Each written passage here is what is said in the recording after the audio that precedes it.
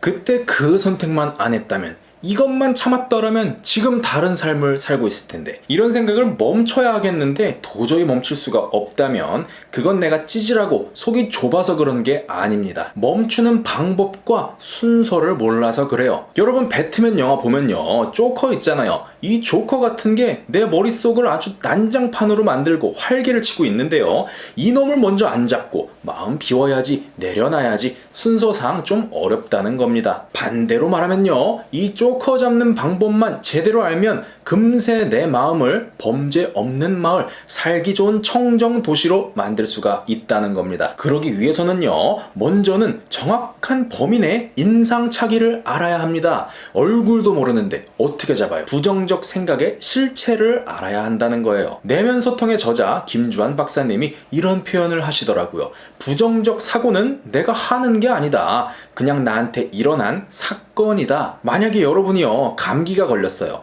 그럼 열나고 나 두통 생겨야지, 이런 게 아니잖아요. 병에 걸려서 증상이 나한테 일어난 것 뿐입니다. 그러니까요, 이 부정적 생각이라는 결과를 자꾸 떠오르게 하는 원인이 있다는 겁니다. 그게 부정적 감정입니다. 그러면 나쁜 생각 안 해야지가 아니라 기분 전환하면 되겠네? 감정 전환하면은 안 좋은 생각 안 떠오르겠네? 네, 이해하신 그게 정확히 맞습니다. 근데 문제가 한 가지 있어요. 악당 나오는 영화 보면요, 행동 대장을 잡아도 그 뒤에 숨은 악당 보스를 잡지 않으면 사건이 계속 일어나잖아요. 이 감정 뒤에 숨어있는 보스가 편도체입니다. 이놈이 조커예요. 얘를 잡지 않는 이상 잠깐은 기분 좋고 평화로울 수 있습니다. 하지만 사건은 종결되지가 않아요. 그래서 일이 다시 터지는 겁니다. 아니, 왜 그런 쓸데없는 게 내 머릿속에 들어있는 거지? 그냥 떼버리면 안 돼요? 라고 생각하실 수도 있어요. 잠시 설명을 드리면, 이 편도체는요,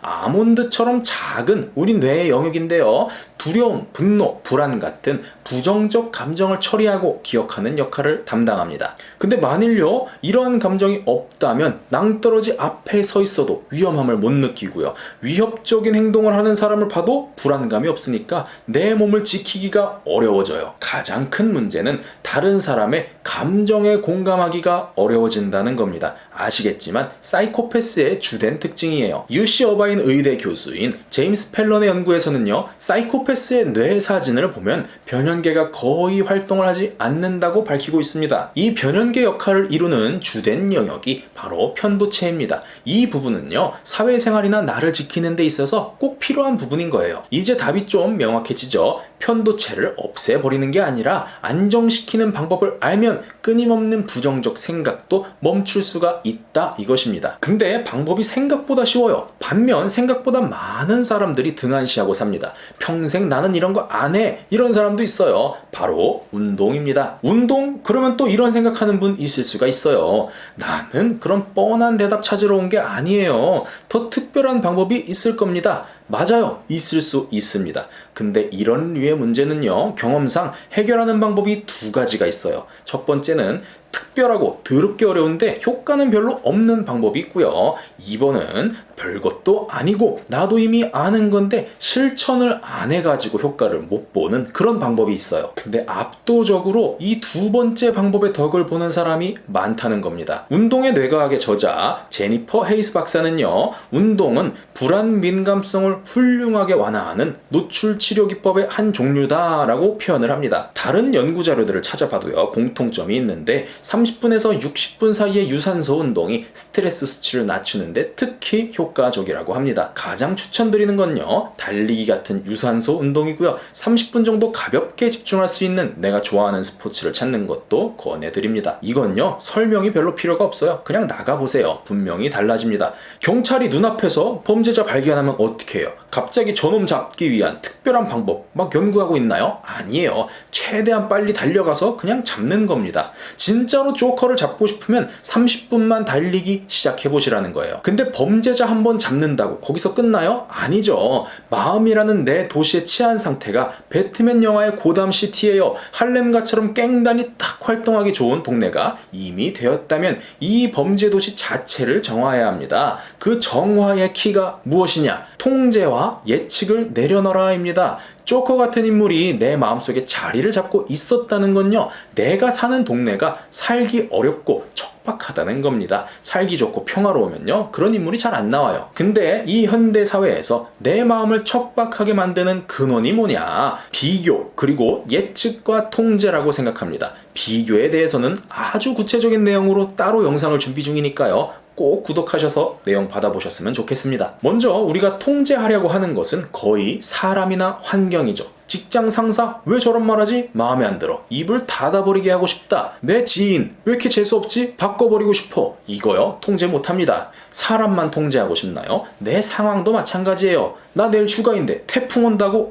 짜증나. 어떻게 안 되나? 퇴근해야 하는데 왜 이렇게 차가 밀려? 이것도 통제 안 됩니다. 이게 가끔 한두 번 생각하는 거면요, 큰 문제가 안 됩니다. 하지만 일상이 이렇다면 재앙이 됩니다. 통제하려는 욕구가 과도하면요, 내 마음속에 부정적인 것들이 자꾸 만들어져요. 또 자꾸 만들다 보면 익숙해지죠. 익숙해지다 보면 달인이 됩니다. 편도체가요, 생활의 달인처럼 부정적인 제품을 막 고속 생산을 하는 거예요. 근데 더 큰 문제는 만들어진 이 부정적 생각이 가만히 있는 게 아니라 자석처럼 붙어서 예측이라는 걸 만들어내는 일이 정말 많다는 겁니다. 예측이라는 건요, 아시겠지만 재료가 필요합니다. 내가 보고 느끼고 생각해온 재료들을 조합을 해서 예상이라는 걸 해요. 근데 항상 우리가 하는 생각이 좌절, 불안, 실패 이런 거라면 당연히 우리가 미래를 상상하는 결과도 그 연장선이 될 수밖에 없는 겁니다. 잠깐 정리하면요, 다음의 순서대로 이루어지는 거예요. 1번, 내가 실패한 과거의 재료들을 가지고 2번, 미래를 예측하려는 시도를 한다. 실패하고 불행한 과거의 재료를 모아서 미래를 예측한다면 당연히 부정적인 결과밖에는 기대할 게 없습니다. 만약에요, 내가 가진 게 빨간색 레고 부품밖에 없는데 파란색 집을 만들 수는 없는 거예요. 내가 계속 실패한 관계나 직업에 대해서 생각을 하고 내가 통제할 수 없는 요소에 집착을 하고 생각을 하면요, 이 부정적인 재료만 넘쳐나게 되는 거예요. 그래서 이 부정적 생각의 사슬을 빨리 끊어버리기 위해서 일단 운동을 해보시라 말씀을 드린 겁니다. 정말 강력한 절단기가 운동이에요. 만일 이 부정적 연쇄작용이 끊어지지가 않고 계속 이어진다면 어떤 결과까지도 갈 수가 있는지 끝까지 한번 가보겠습니다. 공포를 조장하려는 게 아니라요, 지금 살던 대로 살면 더 안 좋은 방향으로 가게 될 수도 있다고 설명을 드리는 거예요. 설명 이후에는 명확한 솔루션까지 안내를 드리겠습니다. 시작해 볼게요. 내가 그린 미래가 부정적이고 답이 없으면요, 당연히 더 많은 분석과 예측을 시도하게 될 겁니다. 그렇게 되기 싫으니까 계속 다른 궁리를 모색해 보는 거예요. 여러분도 경험해 보셨죠? 근데 여기에 함정이 있다는 겁니다. 사람의 뇌는요, 한도치라는 게 있습니다. 일정량 이상의 정보를 흡수하거나 처리를 할 수가 없어요. 쉽게 말해서 생각도 도가 지나치면 과부하가 걸린다는 겁니다. 이걸 인지과부하라고 불러요. 이 현상의 심각한 부작용이 새로운 정보를 거부한다는 겁니다. 더 이상 들어올 공간이 없으니까요, 내가 아는 거, 익숙한 거 안에서만 연상을 하는 거예요. 이걸 선택적 인지라고 합니다. 그래서 아무리 새로운 미래를 떠올리고 싶어도 똑같은 결과만 나오는 거예요. 새로운 재료가 아니라 있는 재료에서만 조합을 하니까요. 그 결과는 핑계와 포기, 망상까지도 발전할 수가 있다고 생각합니다. 내가 지금까지 그린 미래는 전부 최악이기 때문에 계속 새로운 걸 생각하려고만 하면 실천은 없어집니다. 실천해봤자 예상되는 게 있으니까요. 그래서 나중에 해야지, 아직은 아니야, 이게 핑계입니다. 더 나아가서 핑계거리도 없이 다 생각해봤어요.